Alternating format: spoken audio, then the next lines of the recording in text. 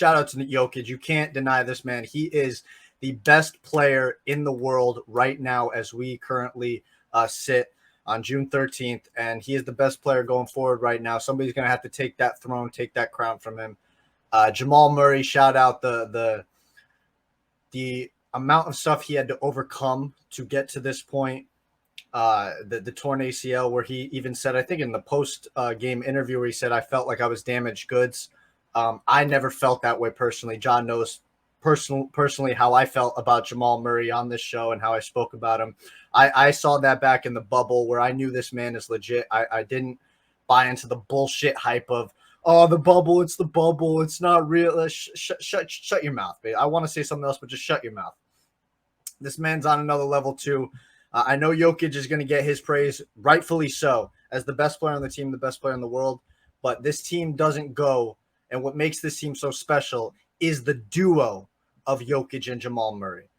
Shout out to MPJ. He finally hit a I don't know if it was his first three in the NBA Finals, but it felt like his first freaking three in the NBA Finals in Game 5. He took a lot of stuff on the chin this series, this playoffs. I know he's been dealing with the back basically since high school or whatever college, but he really stayed motivated and stayed true to his team, even when he was getting benched in the fourth quarter for Brown and both Browns, actually. So shout out to both Browns as well. Aaron Gordon becoming a very good defender. This team just perfectly fits together, John. Like we can't say anymore that, Jokic doesn't have the help or anything. This team was perfectly built for Nikola Jokic and Jamal Murray to do what they do best. And shout out finally to Michael Malone, who has proven himself as a damn good head coach in this league. So, like I said, to wrap it up, shout out to the Denver Nuggets and the franchise.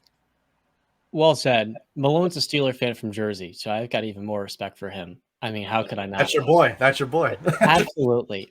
So, look, the Miami Heat had a phenomenal playoff run, and I think we'll talk about them throughout the offseason.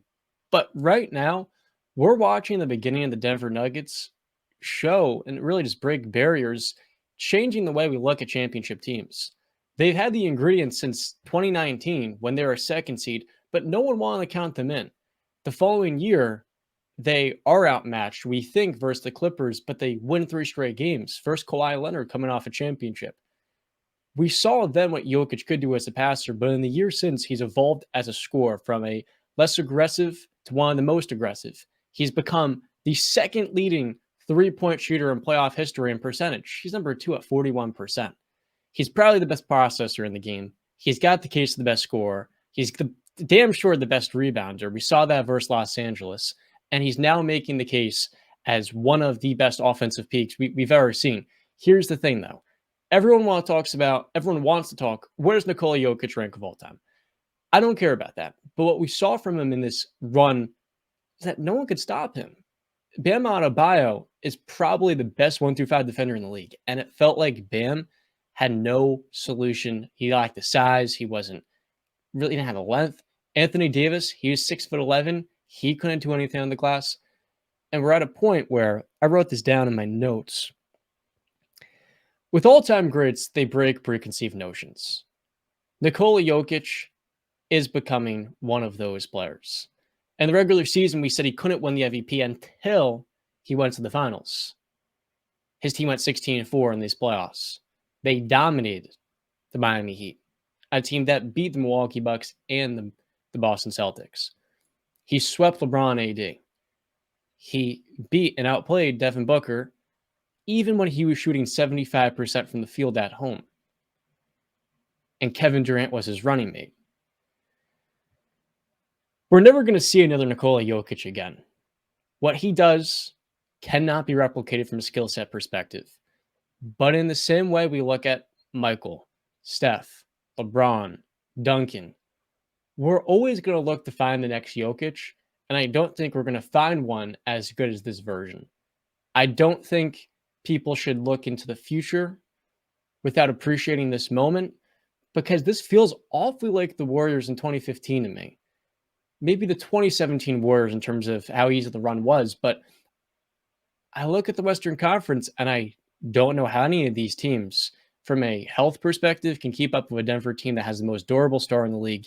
And he's unsolvable. There's no way to guard Nikola Jokic at this current point. And as a Denver Nugget believer, since probably December and January, coming into the year, I was lukewarm. Everyone does their preseason rankings. I had them number 6. But when they were starting to run through the entire Western Conference, I bought into the team.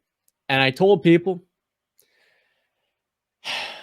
do not discount the Denver Nuggets. They discounted them, and now they're forced to talk about them after winning their first NBA title. Yeah, I mean, it's astonishing to see with Jokic. You speak on, Jokic is never going to be another. I mean, it's a hard. Excuse me. It's hard to find somebody who kind of is similar to a Jokic. I've heard the Bill Walton comparisons. I've heard Sabonis back in older Sabonis. I've heard, a couple of these players, a combination of like a Larry, Magic, and Malone, I guess you want to say. He is a special player. There's no doubt about it. Like I said, he's the best player in the world. I'm not jumping on the bandwagon that's going on today. You literally click on any sports talk show. It's, is this a dynasty in the making? I'm not jumping on that. John speaks about the West being, little wavery in certain teams, whether it be, suspensions looming for one team or injuries with a couple other teams or aging out in certain other teams, right? There's a bunch of things going on in the West. But we still got to look at the West and say it is obviously more stacked than the Eastern Conference. It's got, it goes deep. And there's up-and-coming teams. John's a big fan of OKC. The Pelicans, if Zion can freaking stay on the court. You got up-and-comers, right? The Kings, who really broke through this year. It's going to be an interesting run. I'm not going to call it. Do I think that Jokic and Murray and these guys are going to win another championship? I would be lying to you if I said I didn't. I do believe so. They are just that damn good. But again, and one thing that did play in their favor, John, was that starting 5 that they had was healthy the entire way through of the playoffs, I should say. They didn't change up once. I mean, because I remember tuning into the games of the finals, every game, them saying the Miami Heat's 7th or whatever starting lineup in this playoffs, and they go to the Nuggets and they say, and this has been the Nuggets starting 5 the entire way through. That's very hard to do. It's very hard to do. The war of attrition of this 82-game season, plus another game now if you make the the in-season tournament or whatever. And then you got to go through however many games there are in the playoffs, 20-something if you play all 7 games or whatever. It's a war of attrition. John knows that. Every basketball fan knows that. Watching it's a tiring, it's a grueling season. It's going to be a tough one. But like you said too about Jokic, what's one thing that is to be insanely admired? Because there's the comparison, not comparison, but there's the debate, right, of the 2 best centers in the league, right? It's Embiid and Jokic, right? That's the conversation. What has been one of the biggest knocks on Joel Embiid, why he can't break through to be a top 5 of the best player in the world? Can't stay healthy. Can't stay durability. And well, no, I'm talking about the main I'm talking about the main factor, right? Trying to bring up one thing that we admire about Jokic before you went on your tangent and had to say, no, let's nitpick everything about Embiid's game.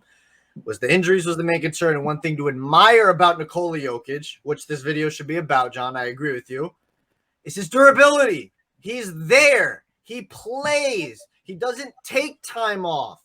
He doesn't get injured, and if he does, he's playing through it, and he can play very well through it. Mm-hmm. That's what I was trying to get at, of giving the flowers to a Nikola Jokic. That is one thing to admire about this guy and this team this year, that they were incredibly healthy. I know they weren't 100%, but nobody's 100% healthy. But for the most part, they went through, like I said, starting 5 all the way through. And I think the amazing thing too, well, this was the first year he's ever played less than 70 games. They sat him out the last month because he had a It was little the wrist cap. injury, a calf issue. Yeah. He powered through that this postseason, and he's so great. Nikola Jokic, that is. We overlook his growth on defense. Nikola Jokic was really good this postseason defensively, especially versus the Miami Heat. In the regular season, the Nuggets opponent shot 71% at the rim, which is the second worst in the league. That's basically Matador. In the postseason, when it really matters, the part of the year that discredited Nikola Jokic's candidacy as MVP, dude, the Nuggets opponent shot 64% at the rim. That is really good.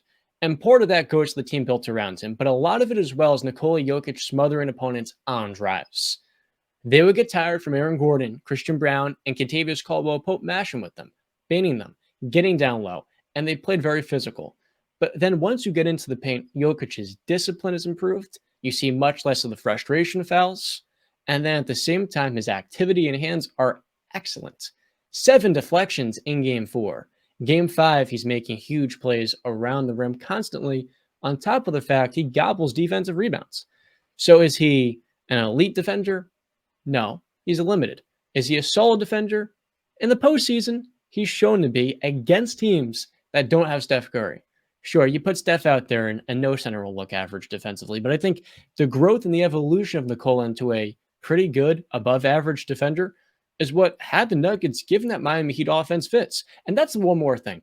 You want to know what really pisses me off about basketball discourse? 3-point shooting luck.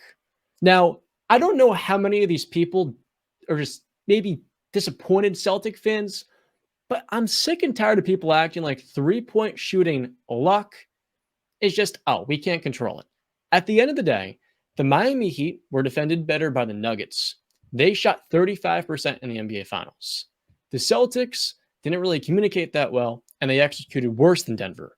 So Miami got more open 3-point looks, and on open shots, the Heat shot they averaged a scorching 1.7 points per open possession. You give a good team open 3-point shots, more opportunities to score, and they're going to get into a rhythm. And then you look at the Bucks series, it was a similar story. Acting like we can't control our opponent shooting really damn well is a loser mentality. And I'm sick and tired of people acting like, oh, we can't control it. When at the end of the day, it comes down to opponents forcing you into tougher looks, playing physical, getting you onto a rhythm, shot quality, and then most importantly, the flow of the game. The Nuggets play super fast, and they can change the speed from up-tempo to wear you down in the half court. And I think for Miami, this was a matter of them just kind of running out of gas against the most physical team this postseason. Got AG. He's 6'10", dude, and so is MPJ. And then you've also got KCP and Christian Brown, who are 6'6" and 6'7". It's one of the biggest teams I think we've seen in the playoffs the last decade at least.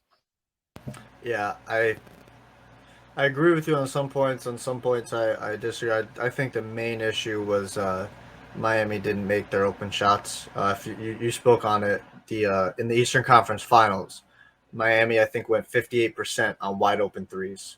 I don't have the percentage in front of me. I couldn't find it of what they shot in the Nuggets series, but I think it was definitely below 38, 37% on wide open threes in the NBA Finals.